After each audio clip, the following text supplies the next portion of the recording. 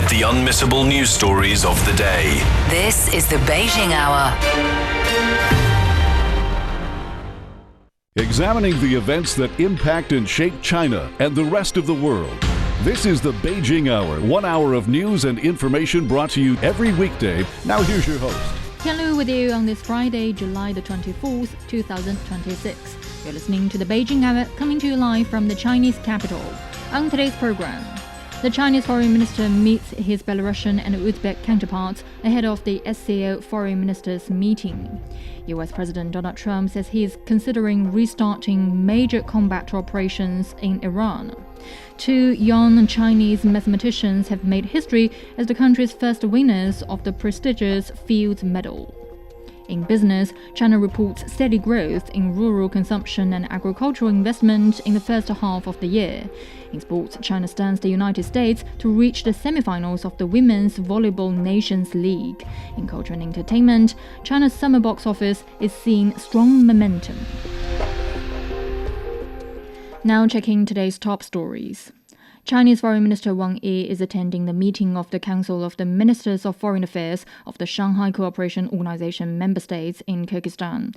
Wang has met with his counterparts from Belarus and Uzbekistan. He told Maxim Ryzenkov that China is ready to work with Belarus to strengthen exchanges at all levels, enhance the alignment of development strategies, and deliver greater benefits to the two peoples. Ryzenkov says Belarus is willing to maintain close communication and coordination with China on multilateral platforms, including the SCO. The two sides also signed a consultation plan between the two foreign ministers from this year to next year. While meeting with the Uzbek foreign minister, Wang said China is ready to work with Uzbekistan to promote the construction of a railway linking the two countries and Kyrgyzstan. He also called for joint efforts to combat terrorism, extremism, and separatism. Bakhtiar Saidov says Uzbekistan is ready to align its national strategy with the Belt and Road Initiative and accelerate its own development and revitalization. Wang is a research fellow of the Institute of State Governance at Huazhong University of Science and Technology. He said the SCO foreign ministers meeting mainly aims to materialize the consensus of last year's Tianjin summit into actionable outcomes for the upcoming Bishkek summit in Kyrgyzstan.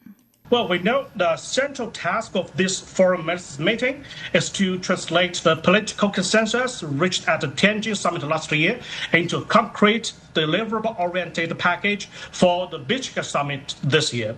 First, on economy and trade, the parties are likely to focus on implementing the decision on establishing an SCO development bank, expanding local currency settlement, facilitating trade and investment, and strengthening cooperation in energy, green industries, and the digital economy and the technological innovation. The key is to turn broad consensus into projects with clear financing, timetables, and responsibilities. Second, on security, consultations should advance the effective operation of the 4 newly established SCO security centers and improve coordination against terrorism, separatism, and extremism, as well as the drug trafficking, cybercrime, and transnational organized crime.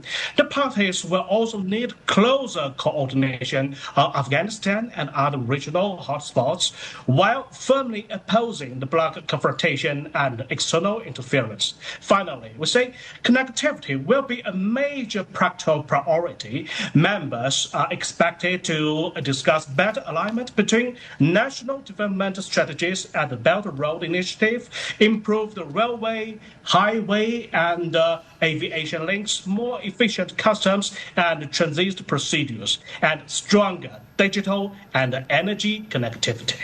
That was Wang Peng, a research fellow of the Institute of State Governance at Huazhong University of Science and Technology. Before heading to Kyrgyzstan, Wang held bilateral meetings on the sidelines of the ASEAN Foreign Ministers meeting in Manila earlier this week. Ramelza has more. The ASEAN Regional Forum and East Asia Summit Foreign Ministers meetings Thursday brought together the 11 ASEAN members and their dialogue partners, including the East Asian countries, the US, Russia, and the EU. And by organizing gatherings like these, ASEAN facilitates a large number of bilateral talks. ASEAN has this, what we call the convening power. It has the convening influence, bring people together. Yes, it helps in many ways to resolve disputes. China and the Philippines met here amid heightened tensions after maritime confrontations this week in the South China Sea, with Chinese Foreign Minister Wang Yi saying it falls to the Philippines to make the correct, rational decisions about the path their relations will take. Wang Yi also held lengthy talks with U.S. Secretary of State Marco Rubio, and afterward described the meeting as positive, pragmatic, and constructive. There's no doubting the long-term strength and stability, though, of the relationship between the convener ASEAN and China. They're each other's biggest trading partners, as well as having strong strategic, cultural, and people-to-people ties. China-ASEAN cooperation continues to move forward smoothly and rapidly, and has achieved fruitful results that have benefited more than 2 billion people on both sides, while also making important contributions to peace, stability, and prosperity in the region and the world. Strengths that are helping ASEAN and China together to cope with today's testing geopolitical and economic climate. That was Ryan Melzer reporting. Foreign ministers of China and ASEAN have issued a joint statement on addressing the regional impacts of developments in the Middle East and strengthening regional energy cooperation. The two sides welcome diplomatic engagement and urge efforts toward peace in existing conflicts, including between the US and Iran. They reaffirmed commitment to achieving peaceful and lasting resolutions to conflicts under the UN Charter, saying that civilians and civilian infrastructure must be protected and entry of humanitarian aid unrestricted. They also reaffirmed the respect for sovereignty and territorial integrity, calling for maintaining maritime safety and security through existing international conventions. The two sides also agreed to exchange information on energy policy and cooperation and explore the establishment of cooperation systems to enhance regional energy security and resilience. They will further strengthen cooperation under the ASEAN Plan of Action for Energy Cooperation, China's Global Development Initiatives, and the Belt and Road Initiative. Coming up, US President Donald Trump says he is considering restarting major combat operations in Iran. A Chinese company stepped in to save British steel when few others would.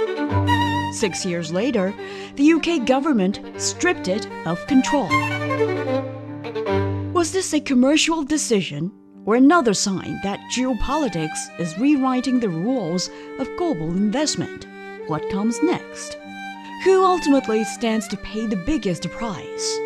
More importantly, what could cases like this mean for the future of global investment? Join us for an in-depth discussion of the British steel nationalization saga on this week's Chat Lounge, wherever you listen to podcasts and on CGTN Radio. Now it's 8 minutes past the hour. US President Donald Trump says he is considering restarting major combat operations in Iran. This comes as the US military says it has launched its 13th consecutive night of attacks on Iranian military targets. Trump says Iranian funds under US control will be used to cover any ships or cargo damaged in the conflict. The House of Representatives backed a resolution ordering Trump to halt military action in Iran, but the Senate blocked a similar measure. Jim Spellman reports from Washington, D.C. President Trump is threatening to attack civilian infrastructure like bridges and power plants. And in an interview with Israel's Channel 12 News, Trump said he is considering a, quote, massive attack that will be bigger than anything it has ever been. U.S. Secretary of State Marco Rubio says diplomacy is not off the table, but that more attacks will come before the possibility of resumed negotiations with Iran. Trump responded to Houthi attacks on at least one Saudi tanker by saying he would hold Iran responsible for those attacks. And for the second time, the U.S. House of Representatives passed a resolution calling for Trump to either end the war with Iran or seek congressional authority. 4 Republicans joined Democrats in passing the measure. The Senate later voted against taking up a similar resolution, though, and any measure like this would require Trump's signature to become law. So while it is largely a symbolic gesture, the House vote shows growing discontent with this war that appears to have no end in sight. That was Jim Spellman reporting. Iran has reported explosions in the south of the country on Qasem Island and west of Bandar Abbas. Iranian media also say Tehran has activated its air defenses to counter threats. Iran says retaliatory strikes have hit U.S. bases and assets in Kuwait and Jordan. Army spokesperson Mohammad Akramania has warned of more retaliatory attacks as long as the U.S. continues its strikes on the country's infrastructure. Sepeh Sarami reports from Tehran.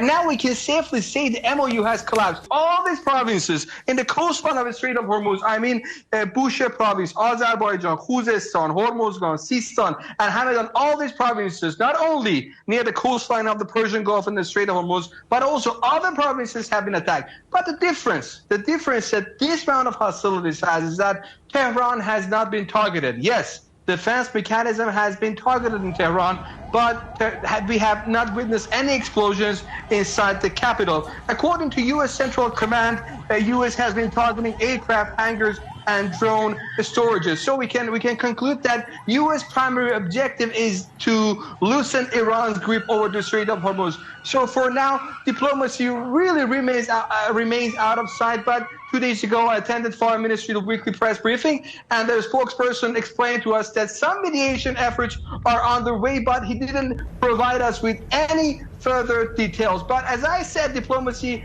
seems to be out of sight, and the situation in the Persian Gulf, the Strait of Hormuz, is highly, highly volatile, and we have to see what will happen in coming hours and days. That was Sepeh Sarami reporting. The Houthi group in Yemen says it's ready to respond to any U.S. military action. The U.S. has warned Iran and Yemen of major military punishment. Earlier, the Houthis claimed strikes on 2 oil tankers in the Red Sea as part of its naval blockade on Saudi Arabia.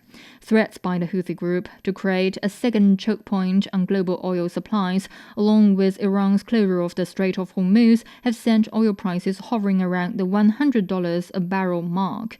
Kate Fisher reports from Washington, D.C. They are worried. Analysts suggesting this could be really destabilizing. Some analysts suggesting that if it doesn't if the aggression isn't dialed down, we could see oil prices for Brent going past $120 a barrel. The reason being that this was kind of the Saudis' workaround for when the Strait of Hormuz was impassable to ships. They massively increased the number of barrels of oil and related fuel that they were sending south out of the Red Sea to bypass the Strait of Hormuz. And if that is no longer an option, then it really puts a choke point on so much of this Middle Eastern oil. It's particularly affecting Asian markets. Saudi Arabian oil that was going that route was mainly destined for Southeast Asia. And it is not just affecting geopolitics, but the economy as well. And certainly they realise, as they realise the power this has, they don't have to strike that many ships for it to kind of spook shipping companies and force them to look at alternative ways of getting their fuel around the world. And certainly, even though we've only had a small number of ships affected so far, it's had an outsized effect on what shipping companies are willing to do and what they're willing to risk. That was Kate Fisher reporting. U.S. President Donald Trump has required Saudi Arabia to normalize its relations with Israel through the Abraham Accords as part of a U.S.-Saudi civilian nuclear cooperation deal signed on Wednesday. Jack Ruti Dave has more from Washington, D.C. On Thursday morning, President Trump posted on Truth Social saying that the deal with Saudi Arabia is for a civil nuclear program only for non-military use. And he said this is totally subject to Saudi Arabia joining the Abraham Accords. This is obviously the series of bilateral agreements signed in 2020 by the United Arab Emirates and Bahrain with Israel to normalize their relations. Now, Saudi Arabia has not agreed to join the Abraham Accords so far because they say they want to see a roadmap towards a Palestinian state first. And this appears to be a new condition for the agreement. This press secretary, Caroline Leavitt, was obviously asked about this in the press briefing that has just finished at the White House. And she reiterated effectively the president's position, saying that the deal is contingent on this condition. And they're continuing to talk with their Saudi Arabian counterparts. With regards to the Saudi nuclear deal, why was that condition not mentioned yesterday when the Energy Secretary announced the deal? Well, look, the president is always the final deal maker, as you know, and this is something that he has mentioned on numerous occasions going back. I can provide you with those statements, and he has said if they don't join the Abraham Accords, the deal is off. So we'll continue to have those conversations with our Saudi counterparts moving forward. She resisted any suggestion, or denied any suggestion, that this was under pressure from the Israelis. She said not to her knowledge. And she said that the president has not spoken to the Saudi crown prince since he made this post on Thursday morning. So she's effectively saying that the deal is off if the Saudis don't sign up to the Abraham Accords, and that both sides are now talking this over to see, and she hopes that the Saudis will sign up to the Abraham Accords soon following those ongoing discussions. That was Jagarati Dave reporting. China has called on all parties in the Gulf region to exercise restraint, cease confrontational actions immediately, and restore safe passage through the Strait of Hormuz. Speaking at a UN Security Council debate, Chinese envoy Sun Lei urged firm adherence to the UN Charter and the resolving of differences through dialogue.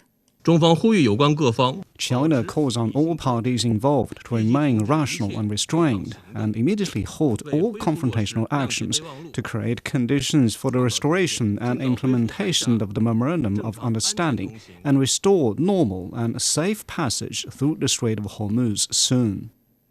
Sun warned that geopolitical tensions are intensifying with conflicts on many fronts. He put forward a four-point proposal, including upholding the UN Charter, safeguarding justice, practicing multilateralism, and revitalizing the Security Council's authority. He reiterated China's call for a lasting Gaza ceasefire and for implementation of the two-state solution. He also voiced support for UN mediation efforts and urged all council members to bridge differences and fully implement resolutions without selective application. Coming up, two young Chinese mathematicians have made history as the country's first winners of the prestigious Fields Medal. Discover the realities and responses to our changing climate with Climate Watch. Uncover critical issues such as the Masai Mara's disrupted wildebeest migration and the drop in the Panama Canal's water levels. Delve into solutions for a sustainable future. Tune in to Climate Watch on your favorite podcast platform. Become more eco-conscious and take action to protect our planet. Now it's 18 minutes past the hour. The International Mathematical Union has awarded the Fields Medal to Chinese mathematicians Deng and Wang. It marks the first time Chinese mathematicians have won the prestigious honor. Wang was awarded for her work in harmonic analysis and geometric measure theory, while Deng won the medal for his work in partial differential equations. Wang expressed a hope that her story will inspire more young girls. I am very honored to be the third female recipient of the Fields Medal. I encourage everyone to have the courage to do what you love. Deng said the award is a natural outcome of the development of mathematics in China. He said he hopes more Chinese mathematicians will step onto the world stage. Our victory is great news for China. I'm very glad, and I hope more wins like ours will follow. The two laureates studied at Peking University before earning their PhDs and becoming professors in esteemed U.S. universities. They were among 4 Fields Medal recipients this year.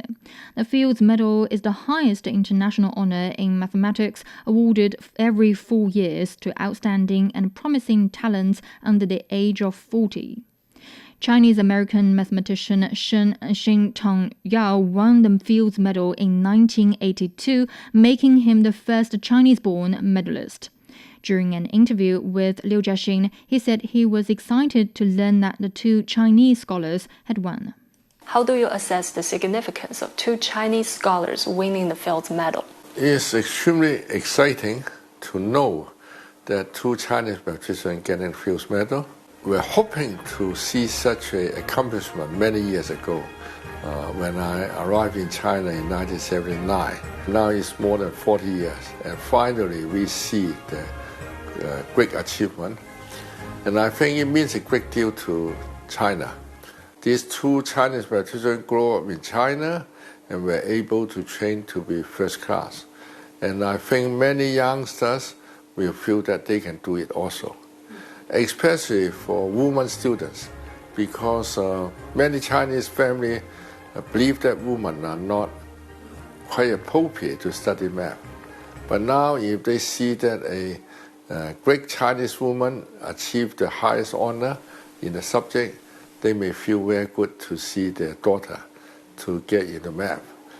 Professor Yao praised Wang Hong and Deng Yu, this year's Fields medalist. Wang Hong's work is rooted in the deep integration of geometry and analysis, while Deng Yu's research spans the cross-frontier of equations and physics. Their paths are different, but Yao said they jointly demonstrate the trend of interdisciplinary integration, which is increasingly becoming a key force driving mathematics forward. Does this global recognition signify a rise in China's standing within the global mathematical landscape? For quite a while, people in the government of America thought that Chinese will only learn from America. And now they will see that we also develop first-class mathematics, and I hope they learn that the Chinese are capable to do absolute first-class mathematics, and we could help American, we could help Europe, and vice versa. We welcome them to come over here to help us also. The mathematics should have no border about cooperation, and we are excited by it. Yao said that China's current support for basic sciences is unparalleled, making the country a global hotbed for fundamental research. He hopes that the young generation of mathematicians trained in China will achieve major breakthroughs on home soil and forge a distinctive path for Chinese mathematics. That was Liu Jiaxing reporting. Hitting the open road in the camper van sounds like the ultimate getaway until you're stuck searching for a spot to park or plug in for the night. While van life is booming across China, a lack of basic infrastructure has long held travelers back. But as new policies aim to clear the roadblocks, Wang Zihang explores how cities are paving the way. For Beijing middle school teacher Guo Xinyue, the annual summer and winter breaks mean one thing: getting out on the open road. Years ago, a friend introduced her to camper vans. She was instantly hooked, renting them whenever she could. But during a recent road trip to the far west region of Xinjiang, a stark reality hit her. The scenery in Xinjiang was absolutely breathtaking, and so many times we just wanted to pull over and stay, but we struggled to find suitable campsites or parking spots. In the end, we had to drive far away just to find a spot with basic facilities. It was frustrating and ruined the mood. Camper vans, or recreational vehicles, have surged past 200,000 across China. Yet the country has only about 3,000 official campsites, a tiny fraction of what's available in Europe and North America. To bridge the gap, 9 government bodies led by the Ministry of Commerce have unveiled sweeping measures to boost the sector.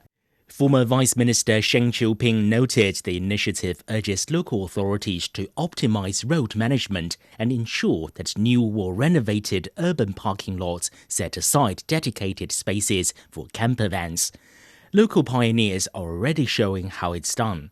As a national pilot city in eastern China, Yangzhou is tackling land scarcity head-on. Instead of waiting for complex land approvals, the city repurposed the idle plots. At the Peacock Mountain campsite, an ordinary parking lot has recently been turned into an RV haven with 130 spaces, complete with power, water, and service centers. Huang Zha, chairman of Jiangsu Weihang Automobile Communication Technology, says this shift is a game changer for the industry. In the past, building campsites meant facing long approval cycles and heavy capital investments. In Yangzhou, we started revitalizing unused land and existing parking lots. By simplifying registration for small supply points, we can quickly build up our network without massive land acquisitions. Jiangsu province, where Yangzhou is located, has already achieved basic service area coverage for RVs around all major scenic spots. It also plans to construct 78 dedicated RV hubs equipped with power posts, designated parking, and grey water disposal points. Concurrently, Yangzhou has built half a dozen quality RV campsites, drawing over 100,000 road trippers nationwide each year. It has also unified highway access rules to reduce driving restrictions and established the annual Yangzhou RV Camping Carnival.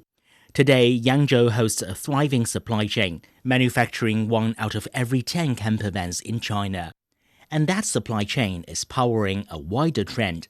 In 2025, China's total RV sales jumped 24.5% to surpass 20,000 units, securing its spot as Asia's largest market. But strong sales and new facilities are only the foundation. Li Yangjun, Deputy Secretary General of China's Sporting Goods Federation Camping Industry Committee, says the ultimate evolution is cultural. In Western countries, RV culture goes back over a century. People view an RV as a mobile home and a true lifestyle. In China, though, many still treat it as a short-term rental or a novel toy rather than an everyday lifestyle choice. The true market boom will arrive when it becomes a genuine way of life. Despite this, Li remains optimistic about the road ahead. I don't think there is an unbreakable bottleneck. It just takes time. China's RV industry is only 2 or 3 decades old. Today, Gen Zs and millennials are jumping in, renting, buying, and driving demand. With young consumers leading the charge, the long-term future is very bright. Back on the road, travelers like Guo Xingyue may soon find that their dream trips are becoming much smoother. As national policies dismantle red tape and cities turn idle spaces into welcoming havens, the open road in China is no longer just about reaching a destination. It's about turning the journey itself into a home away from home. For the Beijing Hour, this is Wang Zihang. An old factory building in central China that sat vacant for more than a decade has become a popular gathering place for elderly people from local communities after renovation. Zhang Mengyuan has more on how the once abandoned former industrial site in Hubei turned into a living room for local residents. As evening falls, the once abandoned factory is bustling with activity. Inside the tea house, residents sit together chatting over cups of tea, while the community canteen serves steaming small plate dishes and traditional steamed meals. This old factory had been left unused for more than 10 years. Around June or July last year, we worked with the community to launch this public service tea house project. The transformation was inspired by the real needs of local residents. Kangning community has a relatively large elderly population, many of whom face challenges preparing meals and lack convenient indoor spaces for socializing and recreation. During the day, we can come here for tea and meals. In the evening, the elderly can watch movies or enjoy performances. It really serves multiple purposes at once. The renovation combines the preservation of industrial heritage with community services designed to improve daily life. That was Zhang Mengyuan reporting. Now it's 29 minutes past the hour, checking the forecast before the break. Beijing will have thundershowers tonight and tomorrow. The low is 23 and it's up to 30 on Saturday. Shanghai will be cloudy tonight, overcast tomorrow with a low of 29 and a high of 36. Chongqing will be clear tonight, sunny tomorrow with a low of 33 and a high of 41. Nanchang will be clear tonight, sunny tomorrow with a low of 28 and a high of 36. Elsewhere in Asia, Islamabad will see light rain tonight and tomorrow. The low is 25 and it's up to 31 on Saturday. Now it's time for a short break. So far on this hour, the Chinese foreign minister meets his Belarusian and Uzbek counterparts ahead of the SCO foreign ministers meeting. US President Donald Trump says he is considering restarting major combat operations in Iran. Two young Chinese mathematicians have made history as the country's first winners of the prestigious Fields Medal. Tian Liu with you, stay with us here on the Beijing Hour. The transition to a greener future is no longer a distant goal. It's happening now.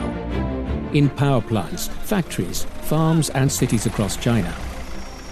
As the world grapples with climate change, energy security and the growing demand for electricity, China is searching for new ways to cut emissions while keeping its economy moving. Across the country, our reporters visit renewable energy hubs, industrial centers, and agricultural communities to see what that transformation looks like in practice. Through first-hand stories and on-the-ground reporting, we explore the opportunities, the challenges, and the ideas shaping China's green transition. Listen to China's Green Code, Rewriting the Rules of Growth, a special series from Climate Watch, available wherever you get your podcasts.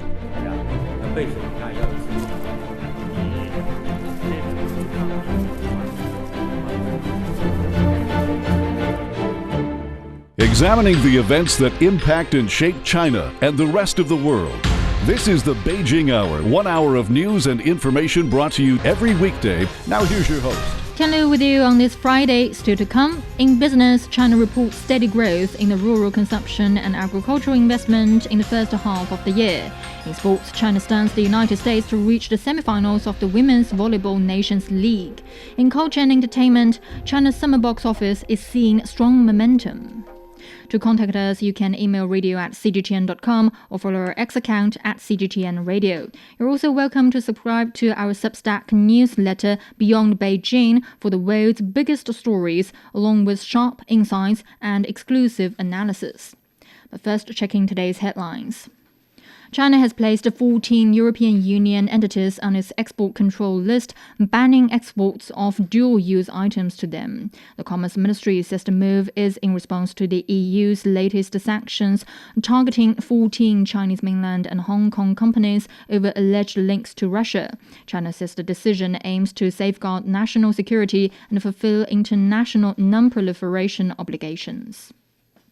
China says it opposes unilateral tariffs in any form, warning that tariff and trade wars serve no party's interests. Foreign Ministry spokesperson Lin Zhen's remarks come as the United States is imposing new tariffs of 10 to 12.5% on goods from dozens of economies following an investigation into alleged forced labor. Washington says the move is part of the efforts to revive President Donald Trump's broader tariff agenda. Chinese Vice Foreign Minister Ma Zhaoxu has visited the United States for consultations with American officials on implementing the understandings reached by the two heads of state and advancing a constructive and stable China-US relationship. According to the Chinese Foreign Ministry, Ma also met officials from the White House and the Defense Department and held exchanges with members of Congress. The Chinese Foreign Ministry says Slovak President Peter Pellegrini will pay a state visit to China from Monday to Wednesday. Beijing says it hopes the visit will deepen political trust, strengthen cooperation, and advance relations between the two countries. Meantime, Chinese President Xi Jinping's special envoy Ying He-jun will attend the presidential handover ceremony in Peru early next week. China has accused the Philippines of infringing on Chinese sovereignty at an island in the South China Sea. Foreign Ministry spokesperson Lin Zhen called the actions a deliberate attempt to escalate tensions in the region. Huangyan Dao is China's inherent territory. When Philippine vessels intruded into these waters, China responded with necessary measures to safeguard its legitimate rights and security. These actions are lawful, justified, and above reproach in terms of on-site, professional, and standardized operations. The Philippines should immediately cease its infringements, provocations, and hype. Notably, Manila has once again deployed journalists as props in its provocations, stirring up trouble and exploiting the situation for publicity, creating tensions at sea. This leaves no doubt that the Philippines is the disruptor and troublemaker of peace and stability in the South China Sea.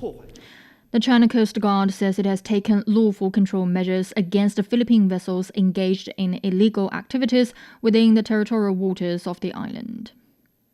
The Ministry of Public Security says China reported a decline in criminal and public security cases in the first half of the year.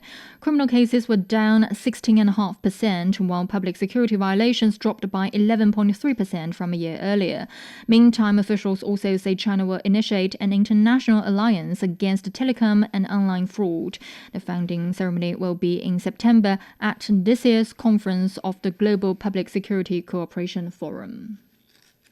Hubei province in central China is promoting 5 premium travel routes to Russian visitors, aiming to deepen cultural and tourism ties between the two countries.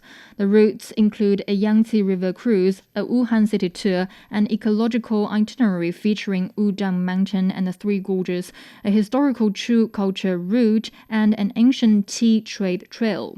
The announcement came during a Hubei government delegation's visit to Moscow and St. Petersburg, where a tourism promotion event was held.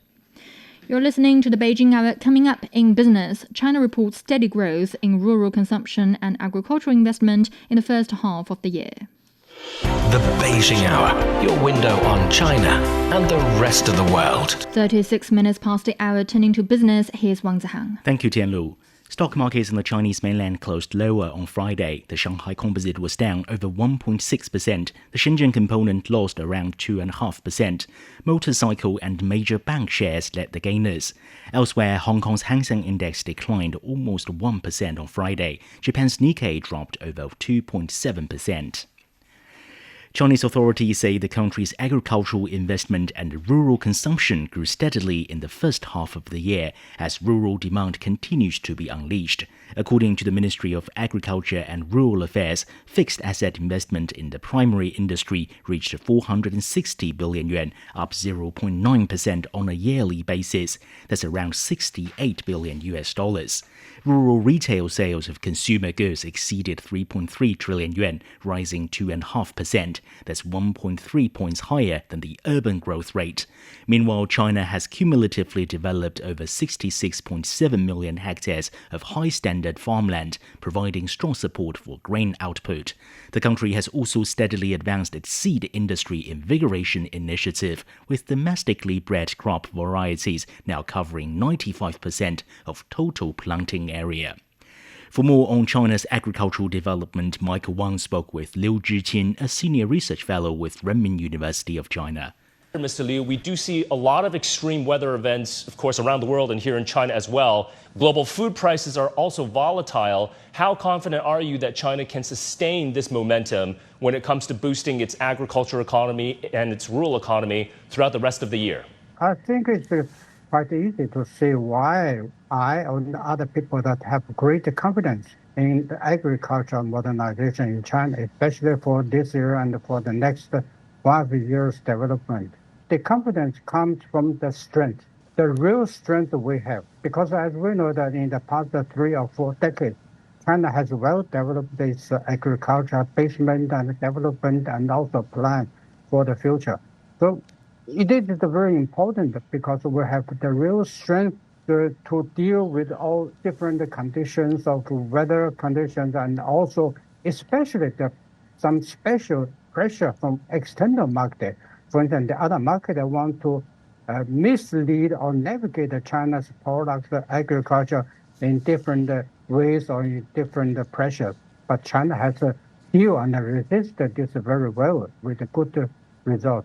Secondly, it's very important that the confidence comes from our policy because our central government has already put this rural modernization as always as the top priority. This is the safeguard and the lifeline for our modernization. But we always say that China's modernization is always based on the rural modernization. That's why the policy gives more supportive measures to support the agricultural production. This is the main reason that we have confidence for the future. How are you seeing China using technology to raise yield without placing further pressure on land, water, and other agricultural resources?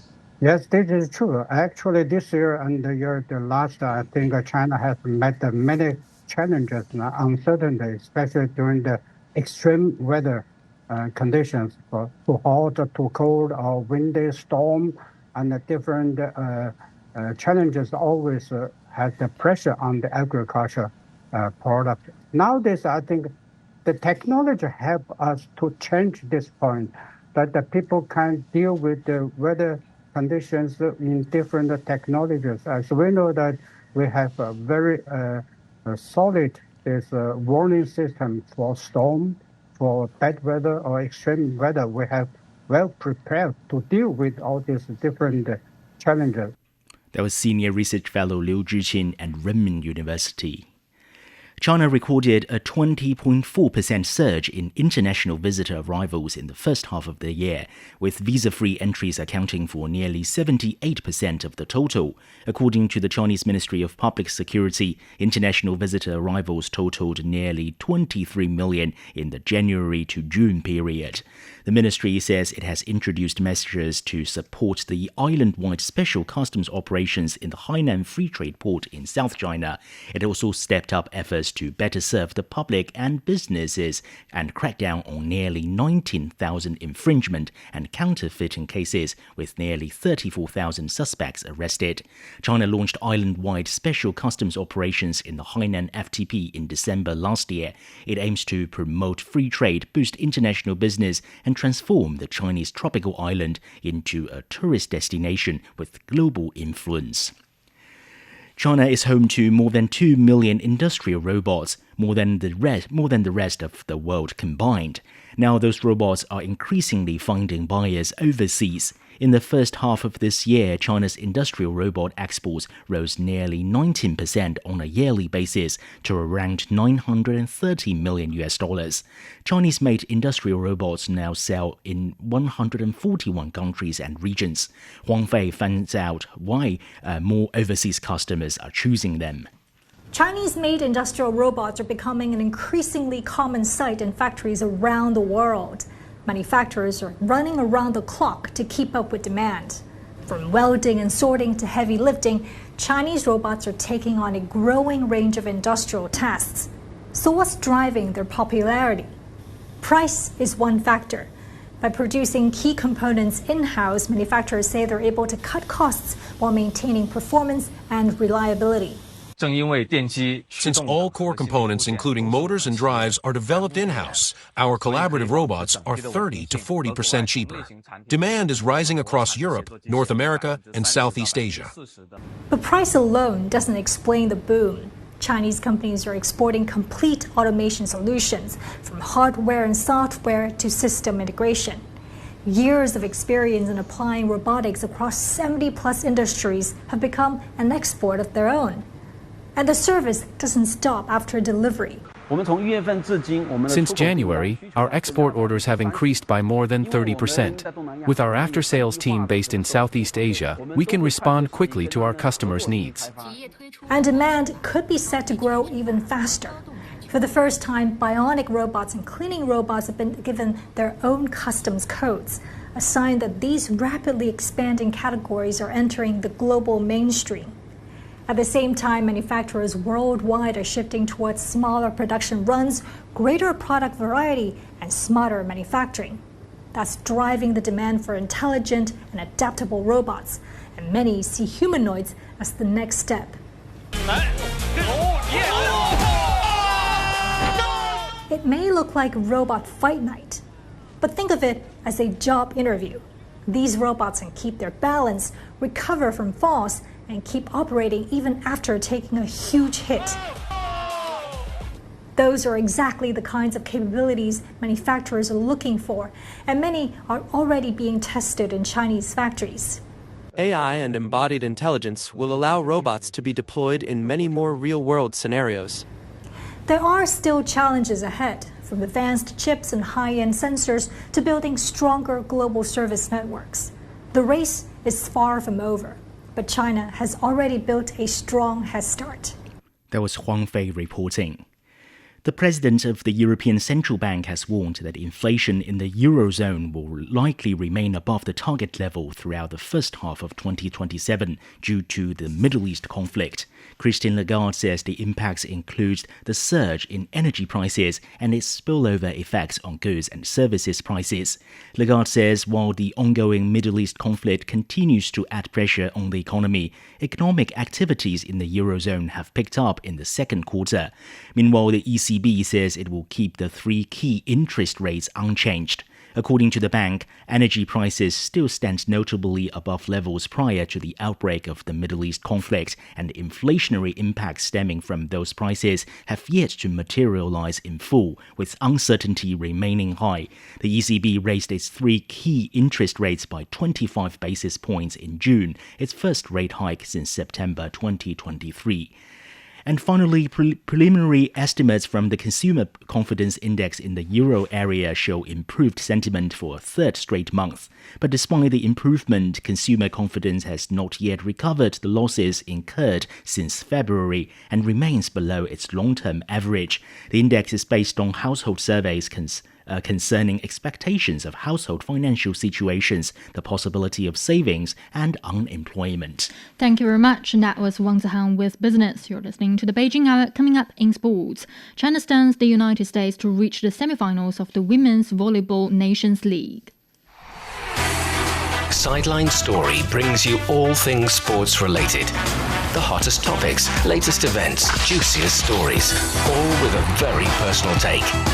Subscribe to Sideline Story Podcast for heated sports discussions covering events that are happening in China and around the world. 46 minutes past the hour, turning to sports. Here's Tianyu. Thank you, Tianlu. Host China has advanced to the semifinals of the 5th Women's Volleyball Nations League in the Macau Special Administrative Region after upsetting the top-seeded United States 3-2 in a thrilling quarterfinal. Ranked 7th in the world, China overcame the tournament's #1 seed despite the Americans' superior record in the preliminary stage and their historical advantage in the head-to-head series. Zhang Yushan led China with 17 points, while Wang Aoqian sealed the victory with a winning spike in the deciding 5th set. China head coach Zhao Yong praised his players' determination. The whole team were fighting for every single point, even when we were behind. We gained more points with good serves and blocking.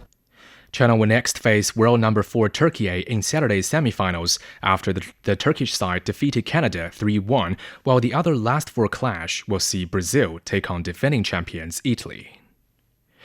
In badminton, China's Wang Hongyang fought back from a game down to beat Malaysia's Leong Junhao 2-1 and reach the men's singles quarterfinals at the BWF China Open in Changzhou. The world number 18 recovered after dropping a closely contested opening game before dominating the second and holding off Leong in the decider to set up a last 8 meeting with Chinese Taipei's Lin Chunyi. After the match, Wang said overcoming difficult moments made the victory even more meaningful. I think both sides played very well today. There were both tailwinds and headwinds on the court, and I tried everything to find solutions. Facing difficulties during matches is actually a good thing because it allows me to reflect, learn, and improve. Being able to find ways to overcome challenges is a valuable experience and a great takeaway for me. Meanwhile, world number 1 Shi Yuqi of China also booked his place in the quarterfinals after his opponent from Thailand retired during the deciding game, with Shi leading 12-6. Shi will next face Chinese Taipei's Chou Tianchen for a place in the semifinals. In football, 2 of European football's biggest nations are preparing for new eras, with France set to appoint Zinedine Zidane as head coach and Germany expected to unveil Jurgen Klopp. France will officially introduce its football icon in Paris on Tuesday, succeeding Didier Deschamps. The 54-year-old takes charge of a French side looking to end a trophy drought that stretches back to its 2018 World Cup triumph after failing 2-0 to eventual champion Spain in this year's World Cup semifinals. Germany is expected to confirm Klopp as its new national team coach following another disappointing World Cup campaign which ended in a shock penalty shootout defeat to Paraguay in the round of 32. Widely regarded as one of football's most successful managers, Klopp built title-winning teams at Borussia Dortmund and Liverpool. Germany will hope he can restore the national team's competitiveness and return the Mannschaft to the top level of international football. Manchester City has completed the signing of midfielder Elliot Anderson from Nottingham Forest for a reported club record fee of £116 million. The 23-year-old has signed a 5-year contract with an option for an additional year. He becomes City's first major signing since Enzo Maresca took over as head coach following Pep Guardiola's departure. Anderson joins after an impressive World Cup campaign with England, where he started 7 matches as the team finished 3rd. Speaking after the move was confirmed, Anderson said he's eager to begin the next chapter of his career. I'm over the moon, can't wait to play for this club, I'm really looking forward to it. I guess it's happened quite quick, but I think I always believed that I could get to this point, and this is where I want to be, and now that I'm here, I'll keep pushing and try and take this club forward. Meanwhile, in Spain, Barcelona had signed German winger Karim Adeyemi from Borussia Dortmund on a deal running through 2031 for a reported €22 million. The move reunites the 24-year-old with coach Hansi Flick, while Adeyemi becomes Barcelona's second signing of the summer transfer window. And finally, Croatian veteran Luka Modric will continue his playing career after signing a 1-year extension with AC Milan through June 2027. The former Ballon d'Or winner, who turns 41 in September, joined the Italian club last year following a 13-season spell with Real Madrid.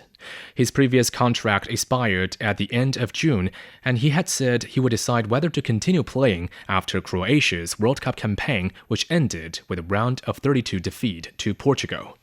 In announcing the extension, AC Milan praised Modric's leadership, experience, and professionalism, describing him as one of the most iconic players in world football. Modric made 37 appearances and scored 2 goals for the Rossoneri last season and will continue to wear the number 14 shirt as he looks to add another chapter to his remarkable career. Thank you very much. And that was Tianyu with sports. You're listening to the Beijing Hour. Coming up in culture and entertainment, China's summer box office is seeing strong momentum. From north to south, east to west, people in China are chasing their dreams and leaving their mark. Want to know how they beat the odds and made a difference? Footprints brings you the true life stories of their journeys. Now it's 52 minutes past the hour, turning to culture and entertainment. China's summer movie season is enjoying strong momentum, with the box office surpassing 5 billion yuan, or around $740 million. The film market is driven by a diverse lineup of more than 110 domestic and international releases. Figures from online ticketing platforms show that China's total box office revenue for 2026, including pre-sales, have exceeded 20.7 billion yuan. Leading this summer's releases is Hong Kong director Stephen Chow's comedy Kung Fu Soccer, which has earned more than 1.6 billion yuan. Animated features are also proving popular with audiences. All Wishes Come True has taken in more than 400 million yuan, while Three Kingdoms The Beginning brings one of China's most famous historical eras to the big screen, with a story set during the final years of the Eastern Han Dynasty. The summer lineup also includes It's My Time, a heartwarming film about a nursing home resident who uses the Rubik's Cube as a symbol of resilience in her fight against aging and fate. And this is China International Cartoon and Game Expo in Shanghai. Tabletop gaming has drawn crowds with a mix of Chinese themes, tech-enhanced cards, and a simple but powerful promise, bringing people into the same room. Zhang Hong reports. In the gaming industry often dominated by mobile screens, online platforms, and big-budget titles, the China International Cartoon and Game Expo, or CCG Expo in Shanghai, is turning attention back to the tabletop. How are tabletop games changing, and why are more players willing to gather around the table? I think the big trend now is that there is no trend. So I think originally there was a lot more wordy games, like cards would have a lot of text on it. You still see that some places. Now people have exposure from a lot of different games and they have a lot of different tastes. So it's nice to see the diversity now.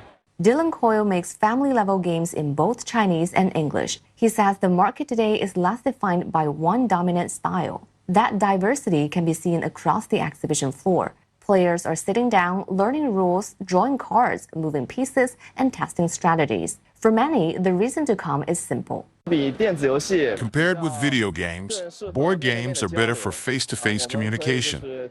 When we play board games, we can call everyone out to play together. Ling has been playing board games for about 10 years. He finds China's tabletop scene changing noticeably. In the past, we mainly played foreign board games. But now, with more exhibitions like this being held in China, many small studios have started making their own board games. Some are designed around themes that Chinese players like, such as ancient-style settings. I think that is a good thing.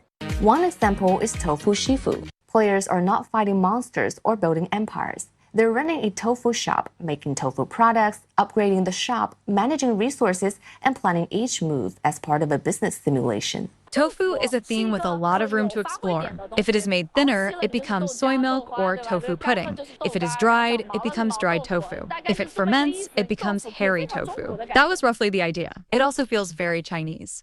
A company from Shenzhen shows another direction of tabletop games. The system combines physical cards with a digital board. Each card contains a chip, and when it is placed on the board, the system can recognize it, triggers effects, and keep track of the game. That was Zhang Hong reporting. South Korea has returned a pair of Qing Dynasty stone lion sculptures to China. At a handover ceremony at the Kansong Art Museum on Thursday, China's National Cultural Heritage Administration formally received the marble sculptures from the National Museum of Korea. Experts from both sides believe the lions once stood at the entrance of the residences of Qing Dynasty princes or princesses. The sculptures were purchased at an auction in Japan in 1933 by the founder of the Kansong Art Museum, who always regarded them as Chinese cultural relics and hoped that they would one day be returned to China.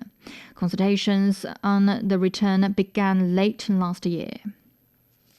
Now it's 57 minutes past the hour, checking the forecast for the day. Beijing will have thunder showers tonight and tomorrow. The low is 23 and it's up to 30 on Saturday. Shanghai will be cloudy tonight, overcast tomorrow with a low of 29 and a high of 36. Chongqing will be clear tonight, sunny tomorrow with a low of 33 and a high of 41. Nanchang will be clear tonight, sunny tomorrow with a low of 28 and a high of 36. Elsewhere in Asia, Islamabad will see light rain tonight and tomorrow. The low is 25 and it's up to 31 on Saturday. That's it for this edition of the Beijing Hour, making news today. The Chinese foreign minister meets his Belarusian and Uzbek counterparts ahead of the SCO foreign ministers meeting. US President Donald Trump says he's considering restarting major combat operations in Iran. On behalf of the staff, this is Tianlu in the Chinese capital, hoping you'll join us for the next edition of the Beijing Hour and open a window to the world together.